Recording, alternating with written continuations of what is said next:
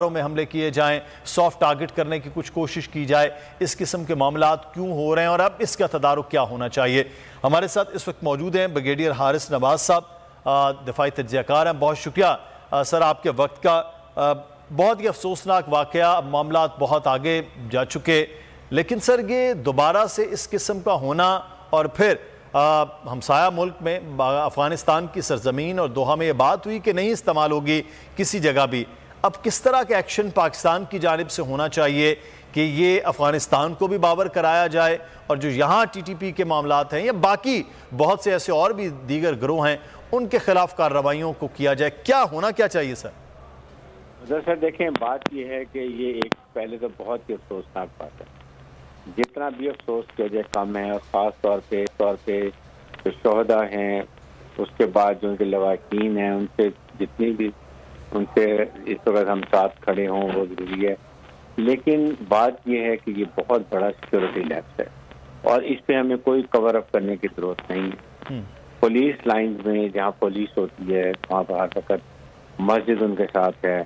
फिर वहाँ का प्रॉब्लम ये है कि जो भी कोई भी अकाउंटेबल नहीं है कि आपने क्या जी सिक्योरिटी लैप्स है, फिर आप क्या एक्शन ले रहे हैं? सिक्योरिटी की वजह से इतने लोगों की शहादत हुई है और इतने घर बेकार हो गए हैं, बेवा हो गई हैं, बच्चे यतीम हो गए, उनका कौन जिम्मेदार है? सेकंड ये कि इसके साथ हमें अपनी सिक्योरिटी को बहुत बूस्टअप करने की जरूरत है। हमें सेफ सिटी के लिए कैमरे लगाने चाहिए ताकि पता हो कि कौन है, कहाँ से गया, और बड़े ओवरलैपिंग कैमराज होने चाहिए। उसके साथ हमें, मेरे ख्याल में अब टाइम आ गया कि हम एक बड़ी इंपॉर्टेंट 3 प्रॉन्ग स्ट्रेटजी बनाएं। नंबर 1, गवर्नमेंट लेवल पर अफगान हुकूमत से बात करें कि आपने कहा था आपकी सदगीन इस्तेमाल नहीं की, फिर आप क्यों इस्तेमाल हो रही है, आप क्या कार्रवाई कर रहे हैं? हम आपके लिए हर किस्म की दुनिया से भी बात कर रहे हैं आपकी। उसके बाद हम आपको हर किस्म की सहूलत जो है पाकिस्तान से दे रहे हैं। गंदम मियाँ से जाती है, यूरिया भी जाती है, डॉलर भी स्मगल हो रहा है, हर चीज़ हो रही है। और उसके साथ फिर इन तालिबान के खिलाफ बड़ी सख्त ऑपरेशन की जरूरत है, जैसे APS के बच्चों की शहादत के बाद हुआ था। और इस पर कोई कॉम्प्रोमाइज नहीं होना चाहिए। इसमें तमाम और साथ ही पूरी कौम को इकट्ठा होना चाहिए। ये जो इस वक्त पॉलिटिकल इंस्टेबिलिटी है, इकोनॉमिक इंस्टेबिलिटी है, फेडरल गवर्नमेंट सुबह से बात नहीं कर रही है, लड़ाई झगड़े चल रहे हैं, वो हमें खत्म करने की, हमें नेशनल हार्मनी की जरूरत है, नेशनल डायलॉग की जरूरत है कि हम सब बैठें, मिल के सारे सियासतदान फैसला करें कि हमने इनके खिलाफ कैसे लड़ना है, ताकि सिक्योरिटी फोर्सेज भी यकसुई से काम अपना कर सकें। और उसके साथ नेशनली के पूरी इस वक्त मुसल्लह अफवाज को फुल ऑपरेशन करने की जरूरत है।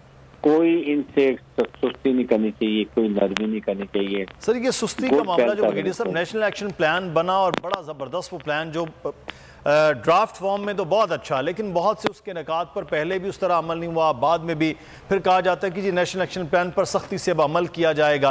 तो ये इस तरह के बाद दावे हम कंक्रीट फॉर्म में कर क्यों नहीं पाते? बीच में हालात अच्छे हुए तो हम भी ढीले ढाले हो गए। देखें, प्रॉब्लम ये है कि ये जो आज इंसिडेंट हुआ ना मुदस्सिर, 1 हफ्ते के बाद आप देखेंगे सब भूल जाएंगे कि कुछ नहीं हुआ, सब अच्छा है। सिर्फ वो जो शहीद हुए, जो चले गए और उनकी जो फैमिली सफर कर रही है वो है, बाकी किसी का कोई फर्क नहीं पड़ता। हमारा इस वक्त ये यहाँ पर एटीट्यूड हो गया है, इसलिए इसको लेकर ये इसको टेस्ट केस बनाएं, इससे देखें कहाँ गलतियां थी, कहाँ कमजोरियां थी, कहाँ सिक्योरिटी लैप्स था, उसको हमने ठीक कैसे करना है। बिल्कुल। और फिर नेशनल एक्शन प्लान इतना बड़ा डॉक्यूमेंट बना, उस पर अमल क्यों नहीं होता? नेक्टा का फॉल क्यों नहीं करते? उसको क्यों नहीं एक्टिवेट करते हैं? उसको अच्छे तरीके से क्यों नहीं चलाते हैं? ताकि जो एक बनाई ऑर्गेनाइजेशन थी बड़े खास मकसद के लिए, उस मकसद को क्यों हासिल नहीं करते? और उसके बाद स्पेशल कोर्ट्स बनाए। अगर आपके टेररिस्ट कोर्ट्स नहीं बनते तो फिर आप स्पेशल मिलिट्री कोर्ट्स एक दफा दोबारा बनाएं, इमीडिएट बनाएं। आप असेंबली से अप्रूव, असेंबली में आप नैब खत्म कर सकते हैं, सारे के जो अपने फैसले केसेस खत्म कर सकते हैं। जो अवाम के लिए काम है वो हम नहीं कर सकते। क्यों नहीं असेंबली में, सेनेट में बैठ के आज ये कल करारदाद लेके एक स्पेशल मिलिट्री कोर्ट्स बनाएं और वो स्पीडी ट्रायल हों और जितने लोग इन्वॉल्व होते हैं उनको सख्त सजा की जाए। और फिर उसके प्रॉब्लम ये है कि वो सजा होती है तो हाई कोर्ट पेशावर के जो है वो वहाँ से उनको छोड़ देते हैं। तो ये हमें कोई तरीकाकार नेशनल लेवल पे करने की जरूरत है। अब बातें करने का वक्त खत्म हो गया है। ये बहुत सख्त हमारे मुल्क के लिए नुकसान भी है। ये बड़ा अहम पॉइंट आपने जो बात की है कि असल जो काम है वो करने का है। नेक्टा जैसा तो इदारा बना लेकिन उसकी मीटिंग्स तक नहीं, कभी उसके फंड्स नहीं हैं। यही माजी में भी रहा है और अब भी दावे वादे और तो हैं, आगे क्या होता है देखते। बहुत शुक्रिया अदा करूँगा, हमारे साथ मौजूद थे ब्रिगेडियर हारिस नवाज साहब। और हमें इस वक्त हमारे रिपोर्टर आसिफ शहजाद इस वक्त